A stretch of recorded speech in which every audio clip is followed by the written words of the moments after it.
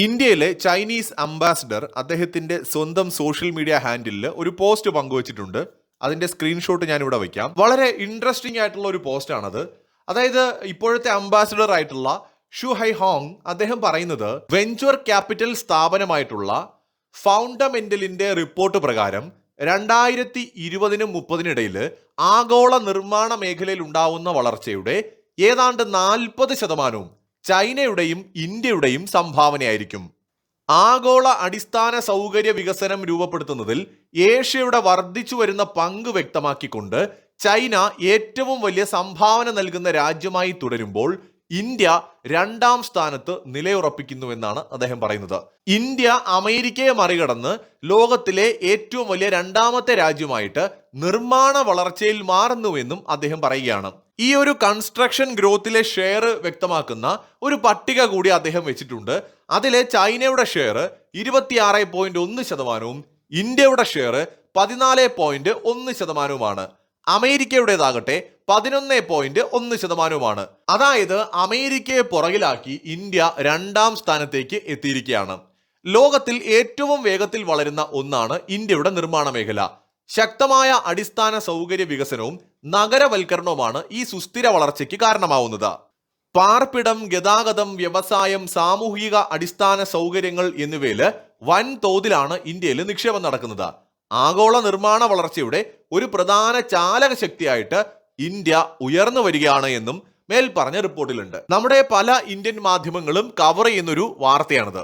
So അമേരിക്കയുടെ ഏറ്റവും വലിയ ഭയം എന്താണെന്ന് വെച്ചാൽ, ഇത്രയും കാലം പല മേഖലകളിലും ചൈന 1ാമത് പോയപ്പോൾ 2ാമത് അമേരിക്ക ഉണ്ടായിരുന്നു.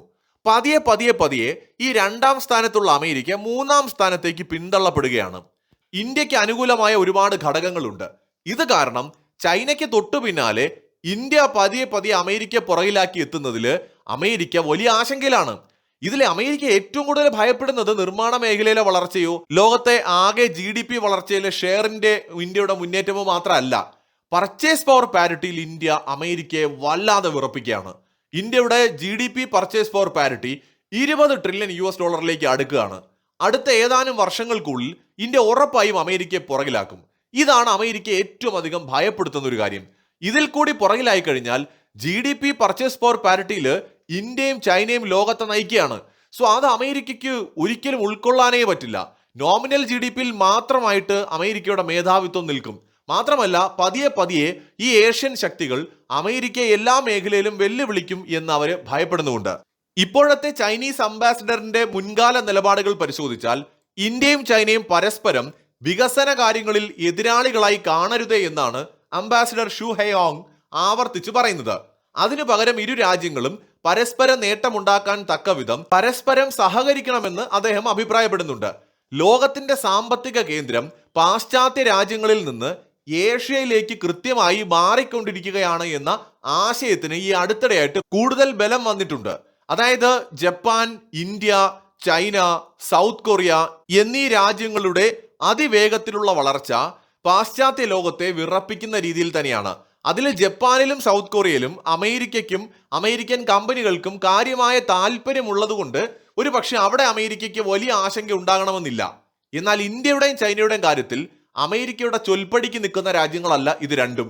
അതുകൊണ്ട് തന്നെ വലിയ ആശങ്കയുണ്ട് അമേരിക്കയ്ക്ക്. വിപുലമായ ഭൗതിക അടിസ്ഥാന സൗകര്യ വികസനത്തിലേക്ക് ഇന്ത്യ അതിവേഗം കടക്കുമ്പോൾ ചൈനയാകട്ടെ ഇതിനോടൊപ്പം തന്നെ നിർമ്മാണ പ്രവർത്തനങ്ങളിൽ മാത്രം ശ്രദ്ധ കേന്ദ്രീകരിക്കാതെ സാങ്കേതിക നവീകരണത്തിലേക്കും പതിയെ മാറിക്കൊണ്ടിരിക്കുകയാണ്. ഇന്ത്യയും ഇതോടൊപ്പം തന്നെ ചൈനയ്ക്കൊപ്പം എത്തിയിട്ടില്ല എങ്കിലും അതിവേഗത്തിൽ ടെക്നോളജി രംഗത്ത് സ്വയം പര്യാപ്തത കൈവരിക്കുന്നതിനായിട്ടുള്ള പരിശ്രമം നടത്തുകയാണ്. ഇവിടെ നമ്മൾ കൃത്യമായി പരിശോധിച്ചാൽ ചൈന തീർച്ചയായിട്ടും നിർമ്മാണ മേഖലയിലാണെങ്കിലും ഉൽപാദനത്തിലാണെങ്കിലും ടെക്നോളജിയിലാണെങ്കിലും മുന്നിൽ നിൽക്കുന്നു എന്ന് നമുക്ക് കാണാൻ കഴിയും. പക്ഷെ ഇന്ത്യക്കും ചൈനയ്ക്കും അമേരിക്കയ്ക്കും ഇടയിൽ ഉണ്ടായിരുന്ന ഒരു ഗ്യാപ്പ് പതിയെ കുറച്ചുകൊണ്ടുവരികയാണ്.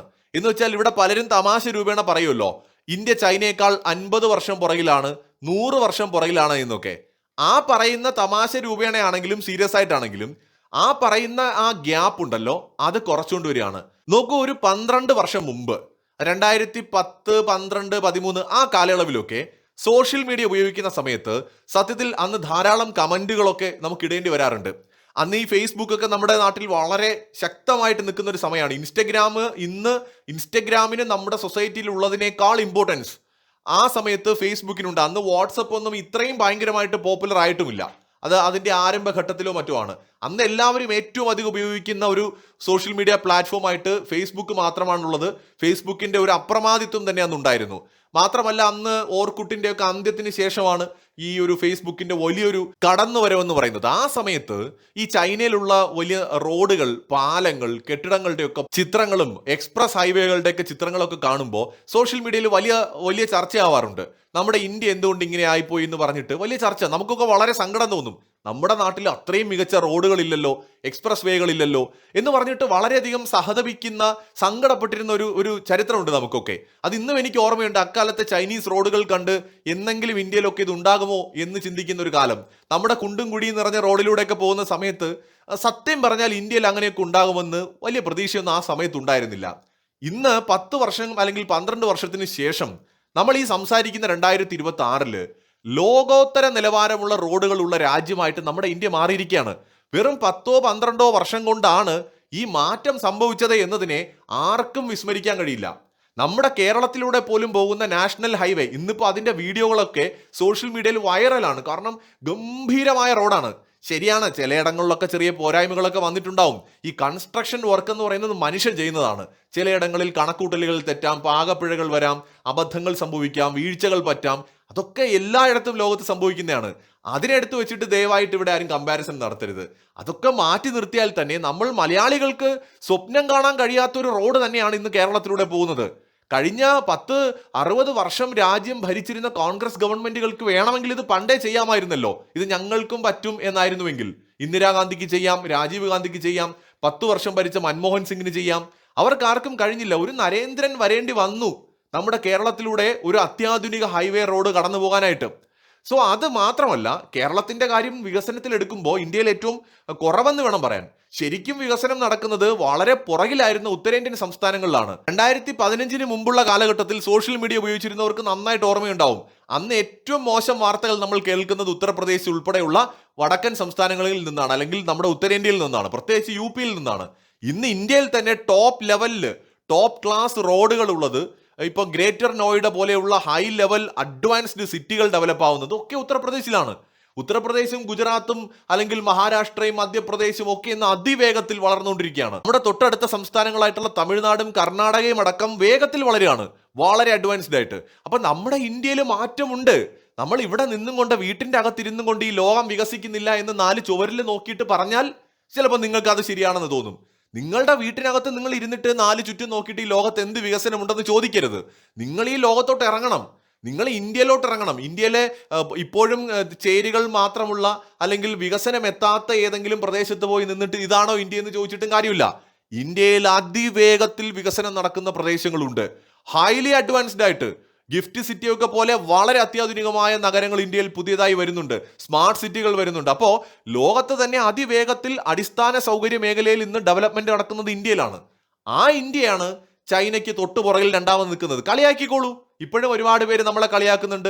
മോദിയുടെ നെഞ്ചിന്റെ സൈസ് 56 തന്നെ ഉണ്ടോ എന്ന് സംശയമുള്ളവരുണ്ട്. നരേന്ദ്രമോദിക്ക് ശൗര്യം കുറഞ്ഞു പോയി എന്ന് കരുതുന്നുണ്ട്. മോദിയുടെ കാലം കഴിഞ്ഞു എന്ന് പറയുന്നവരുണ്ട്. എഴുതി വെച്ചോളൂ, ഇന്നീ പറയുന്നവരൊക്കെ 10 കൊല്ലം കഴിയുമ്പോൾ ഏറ്റവും കൂടുതൽ പുകഴ്ത്താൻ പോകുന്നത് നരേന്ദ്രമോദിയെ കുറിച്ചായിരിക്കും.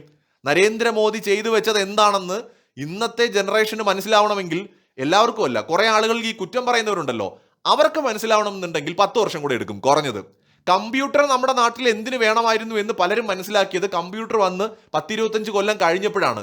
ആദ്യം കമ്പ്യൂട്ടർ കണ്ടപ്പോൾ എല്ലാവരും കരുതിയത് നമ്മളുടെ ജോലി കളയാൻ പോകുന്ന സാധനമാണ്, നമ്മളുടെ വീട്ടിലെ ഇത് കാരണം പട്ടിണിയാവും, ഇവിടെ ഒരുപാട് പേർക്ക് തൊഴിൽ നഷ്ടപ്പെടും, ഇത് മറ്റേ മുതലാളിത്തമാണ് എന്ന് കരുതിയ ആൾക്കാരാണ് കമ്പ്യൂട്ടറിനെ കണ്ടപ്പോൾ ആദ്യം അങ്ങനെയായിരുന്നു അവര്. എന്നാൽ ഇന്ന് കമ്പ്യൂട്ടർ കൊണ്ടാണ് ഇവിടെ പലരും ജീവിക്കുന്നത്. ഇന്ന് ഇന്റർനെറ്റും കമ്പ്യൂട്ടറും ഇല്ലെങ്കിലാണ് പല കുടുംബവും അനാഥമായി പോകുന്നത്. ഇന്ന് ഏറ്റവും കൂടുതൽ സോഫ്റ്റ്വെയർ കയറ്റുമതി ചെയ്യുന്ന രാജ്യമാണ് ഇന്ത്യ. ഇന്ന് IT മേഖലയിൽ രാജ്യത്തെ മുൻനിര സ്റ്റേറ്റ് ആണ് കേരളം. അതിൽ തന്നെ ടെക്നോ പാർക്ക് ആയിക്കോട്ടെ, നമ്മുടെ കൊച്ചി ആയിക്കോട്ടെ, ഇതെല്ലാം മുൻനിര പ്രദേശങ്ങളാണ്. അപ്പോൾ ഒരു കാലത്ത് കമ്പ്യൂട്ടറിന്റെ വരവിനെ എതിർത്ത, ട്രാക്ടറിന്റെ വരവിനെ എതിർത്ത നമ്മളാണ്.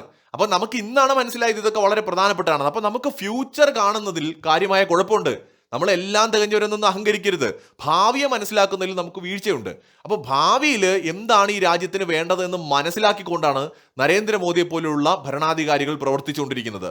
ഇന്ന് അതിനെ എതിർക്കുന്നവര്, മോദി എതിർക്കുന്നവര് തിരുത്തി പറയാൻ ഒരു 10-15 വർഷം നമ്മൾ കാത്തിരിക്കേണ്ടി വരും.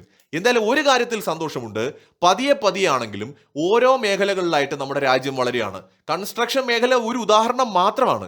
ഇതുപോലെ എത്രയോ മേഖലകളിൽ മൊബൈൽ മാനുഫാക്ചറിംഗ് ഉൾപ്പെടെയുള്ള മാനുഫാക്ചറിംഗ് രംഗത്തടക്കം നമ്മൾ ചൈനയ്ക്ക് തൊട്ടു പുറകിൽ രണ്ടാമതെത്തിയിട്ടുണ്ട്. ഒറ്റയടിക്ക് നമുക്ക് ഒന്നാം സ്ഥാനത്തേക്ക് പറന്നു പോകാനുള്ള മാജിക് ഒന്നും നമ്മുടെ കയ്യിലില്ല. പക്ഷേ അടുത്തൊരു 10-40 വർഷം കൊണ്ട് ഒരു പക്ഷേ ചൈനയെ പോലും മറികടന്ന് ഈ നൂറ്റാണ്ട് അവസാനിക്കുന്നതിന് മുന്നേ തന്നെ ഇന്ത്യക്ക് ഒന്നാമതെത്താൻ കഴിഞ്ഞേക്കാം. എന്തായാലും അമേരിക്കയെ നമ്മൾ ഈ നൂറ്റാണ്ടിൽ സകല മേഖലകളിലും പുറകിലാക്കും എന്ന് ഉറപ്പിച്ച് വിശ്വസിക്കാം. അതുകൊണ്ടാണ് സായിപ്പിന് നമ്മളോട് ഇത്തിരി ചുരുക്കുള്ളത്. മറ്റൊരു വീഡിയോയുമായി വീണ്ടും കാണാം.